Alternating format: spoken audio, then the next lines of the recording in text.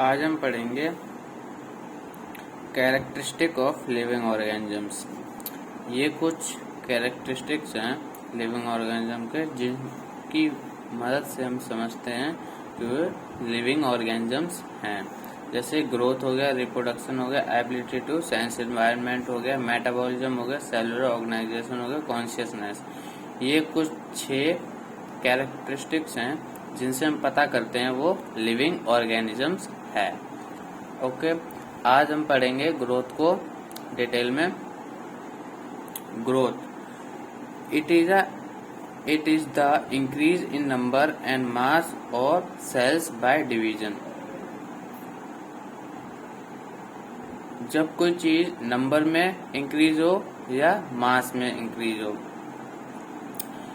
जो जैसे सेल्स होती हैं वो नंबर में इंक्रीज होती हैं या मास में इंक्रीज होती हैं, तो उसे हम ग्रोथ बोलेंगे। It is the increase in number and mass of cells by division. जो सेल्स होती हैं हमारी वो डिवीजन होती हैं तो वो इंक्रीज हो जाती हैं और मास में उनका इंक्रीज होना ग्रोथ कहलाता है। In plant growth occur continuously through out their life span. जो प्लांट होते हैं, प्लांट में जो ग्रोथ होती है वो कंटिन्यूसली होती रहती है। उनकी लाइफ जो होती है, उनकी जो पूरी जिंदगी होती है वो पूरी जिंदगी तक ग्रो करते रहते हैं प्लांट। और इन animals growth is only up to a certain age. जो एनिमल्स होते हैं उनमें ग्रोथ होती है वो सिर्फ सर्टेन एज तक ही होती है। ठीक है। Non living growth by accumulation of material increase in mass on the surface. जैसे नॉन लिविंग ग्रोथ जैसे हो गया हमारा माउंटेन एंड सैंड माउंट्स। जैसे इन पे जो माउंटेन होते हैं इन पे बर्फ वगैरह या एक्युमुलेशन हो जाता है मटेरियल, जैसे कि बर्फ जैसे जम जाती है तो जो हमारा पहाड़ होता है उसकी ग्रोथ में इंक्रीज हो जाता है, कुछ ग्रोथ उसकी इंक्रीज हो जाती है।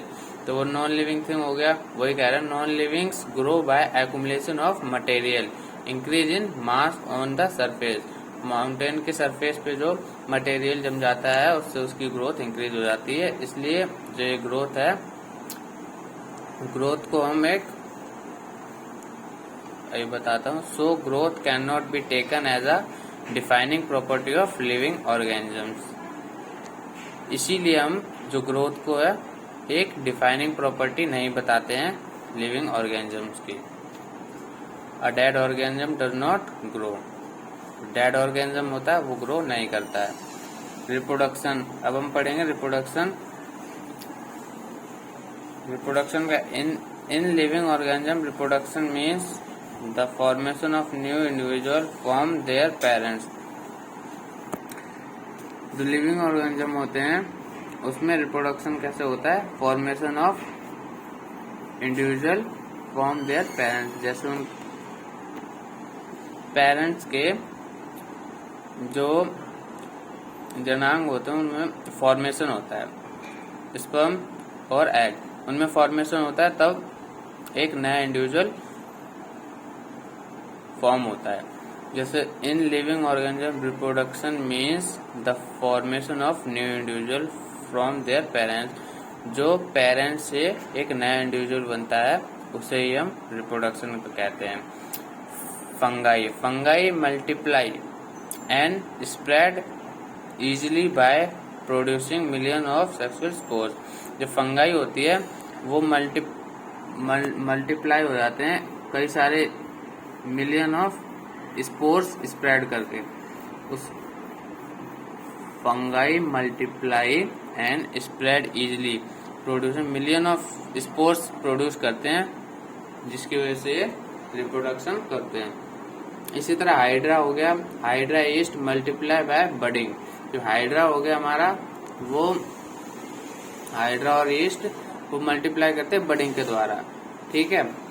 जैसे अगर उनको हाइड्रा ईस्ट को हम काट देंगे तो वो अपने आप दोबारा जनरेट भी कर जाते हैं, अपने पूरे पार्ट को दोबारा रिपेयर कर लेते हैं। अब प्लेनेरिया होगा, प्लेनेरिया इज फ्लैटवर्म, इसको हम फ्लैटवर्म भी बोलते हैं। Generate the lost part of its body become a new one. जो प्लेनेरिया हो गया, इसका कोई पार्ट अगर लॉस्ट हो जाता है तो वो पूरे पार्ट को अपने को रिकवर कर लेता है। इस तरह हमारा हो गया है रिप्रोडक्शन।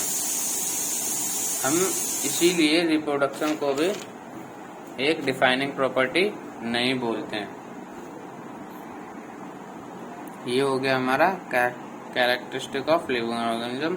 वीडियो अगर अच्छी लगी हो तो उसको लाइक सब्सक्राइब जरूर करना और बताना क्या दिक्कत है वीडियो में, तो मैं उसको सही करने की कोशिश करूँगा।